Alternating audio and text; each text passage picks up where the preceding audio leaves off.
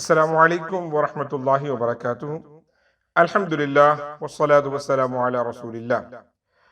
محترم ساتھیوں، پیارے بھائیوں، عزیز بچوں، ماؤں بہنوں، انشاءاللہ ایک سیریز جس کا ہم نے آغاز کیا ہے وہ بالکل اب اپنے اختتام کو پہنچ رہی ہے، وہ ہے حسن خاتمہ، یعنی کہ اچھا خاتمہ، اچھی موت، اس کی علامتیں کیا ہیں، نشانیاں کیا ہیں اور اسباب کیا ہیں۔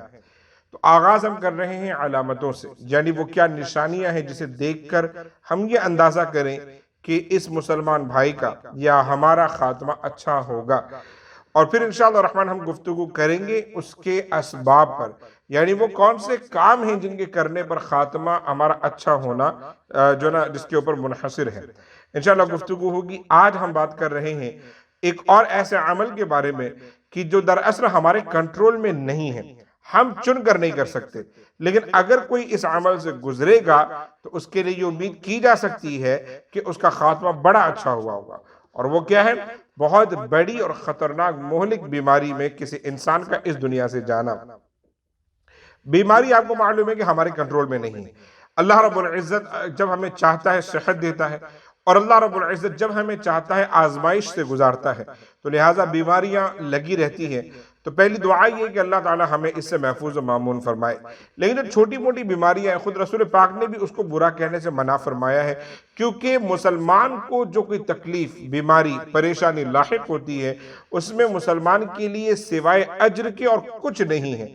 لہٰذا اسی لیے اگر ہم کسی وجہ سے بیماریوں سے گزر رہے ہیں تو سمجھیں ہمارے گناہ جڑ رہے ہیں اور ہم اللہ کے قریب ہو رہے ہیں۔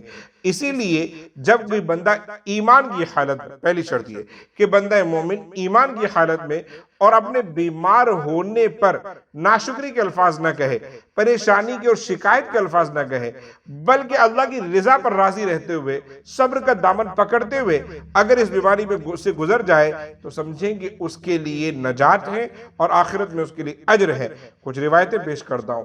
سب سے پہلے تو آپ ایک روایت میرے پچھلی ویڈیو میں سن چکے ہیں جس میں رسول پاک نے فرمایا 5 قسم کے لوگ شہید ہیں۔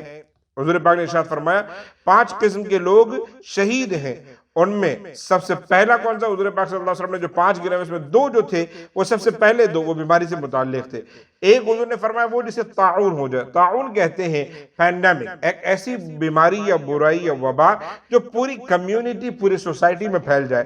اب وہ چاہے کسی بھی قسم کی ہو سکتی ہے، چکن پاکس ہو سکتے ہیں، منکی پاکس ہو سکتے ہیں، یا مثلا کورونا ہو سکتا ہے، لیکن یہ کس ٹائپ کا کہ پوری سوسائٹی، پوری کمیونٹی، پورا معاشرہ اس میں پھیل جائے اور وہ کنٹیجس بھی ہو، یعنی ایسی ہو کہ ایک سے دوسرے کو لگ رہی ہو۔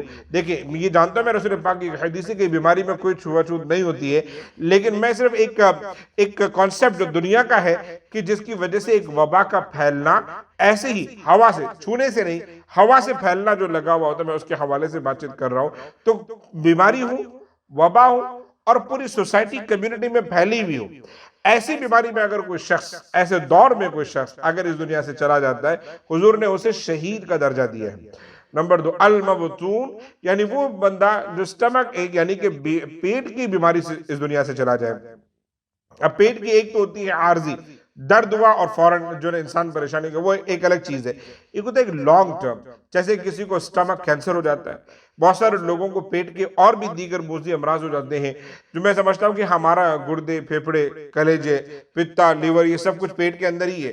تو اگر ان میں سے کسی کے بھی فیل ہونے سے جو بیماریاں لاحق ہوتی ہیں یا فیل ہونے کے بعد اس دنیا سے بندہ چلتا ہے تو بیسیکلی وہ پیٹ کی بیماری سے جا رہا ہے، تو ایسا شخص بھی دراصل رسول پاک کے قول کے مطابق شہید ہوتا ہے۔ شرط کیا ہے؟ ایمان، اور نمبر 2 حرف شکایت زبان پر نہ ہو، اللہ کی رضا پر راضی رہے۔ آ جائیں کیوں بیماری اتنی اہم ہے؟ میں سمجھتا ہوں کیوں ہمیں یہ سوچنا چاہیے، حالانکہ بیماری بظاہر پریشان کرتی ہے، لیکن بیماری سے جانے والا بندہ دراصل اللہ کے قریب کیسے ہوتا ہے، اس کے حوالے سے یہ حدیث سنیں۔ حضور پاک ارشاد فرماتے ہیں مرض المسلم، یعنی کہ بندہ جب بیمار ہو جاتا ہے، میں آپ کو بتاؤں کہ یہ کوئی معمولی شے نہیں ہے۔ کیا ہوتا ہے؟ رسول پاک ارشاد فرماتے ہیں کہ اللہ رب العزت اس کے ذریعے اس کی تمام خطائیں مٹا دیتا ہے، اور انسان برائیوں سے، اپنے گناہوں سے ایسے پاک ہوتا ہے کہ جیسے کہ سونا اور چاندی کو آگ میں آپ رکھتے ہیں تو اس کا جو میل نکل جاتا ہے، ویسے اس کی برائیاں نکل جاتی ہے۔ کیا پتا چلا کہ بندے مومن کا بیمار ہونا یہ دراصل اس کو بیماریوں سے برائیوں سے پاک کر دیتا ہے اور گناہوں سے پاک و صاف کر دیتا ہے۔ اب سمجھے بندہ بیمار ہوا، آج آپ خود دیکھ رہے ہیں کہ اس بڑا عجب زمانہ پیورٹی ہے نہیں، لہٰذا جس کی وجہ سے زمانے کے اندر بیماریاں بہت زیادہ پھیل گئی ہیں اور بہت کم عمری میں لوگ ہارٹ اٹیک سے مر رہے ہیں، بہت کم عمری میں لوگ جو ہے نا بہت ساری چیزوں سے گزر رہے ہیں۔ اللہ ہم سب کو محفوظ و معمور فرمائے۔ میں اپنے قریبی ایسے لوگوں کو جانتا ہوں، ساتھیوں کو، کہ جو خود یا ان کے اپنے والدین یا والدہ جو نا کئی سالوں سے ڈائلسس سے گزر رہے ہیں۔ ایوری ادر ڈے ان کا پوری باڈی کا خون نکالا جاتا ہے اور نیا خون اس میں ڈالا جاتا ہے۔ مطلب یہ دیکھیں کتنا پریشان کن پروسیس ہے، کس چیز کے لیے کہ ان کو صرف زندہ رہنا ہے۔ ہمارے اپنے ایک ساتھی، ان کی والدہ کا کچھ عرصہ پہلے انتقال ہو، پتا چلا 11 سال سے ان کے اندر وہ جو نا ڈائلسس کا پروسیس چل رہا تھا، اور یہ کوئی معمولی شے نہیں ہے۔ تو ایسی بیماری سے بندہ گزرتا ہے تو گناہوں کا تو بالکل صفایا ہو چکا ہوتا ہے۔ اللہ دیکھیں ان سب کی مغفرت فرمائے اور ہم سب کو سمجھ کی توفیق عطا فرمائے۔ ایک اور روایت رسول پاک صلی اللہ علیہ وسلم ارشاد فرماتے ہیں، لا يزال البلاء بالمؤمن في نفسه وماله وولده حتى يلقى الله وما عليه خطيئة، کہ بندے مومن اگر وہ خود کسی مصیبت، بیماری یا آفت میں گرفتار ہے، یا مان لو کہ اس کی دولت، اس کا مال جو ہے نا کسی آزمائش سے گزر گیا، سب کو چھین لیا گیا، وَبَلَدِهِ، یا اس کی اولاد کسی مصیبت، بیماری، پریشانی سے گزر رہی ہو، اور بندہ مرتے دم تک اس پریشانی سے نکل نہیں سکا، انہی پریشانیوں میں رہا، آفتوں میں رہا، رسول پاک ارشاد فرماتے ہیں کہ جب وہ اللہ سے ملے گا تب اس کے یہاں پر اس کے نام اعمال میں ایک برائی بھی نہیں ہوگی، ایک گناہ بھی نہیں ہوگا۔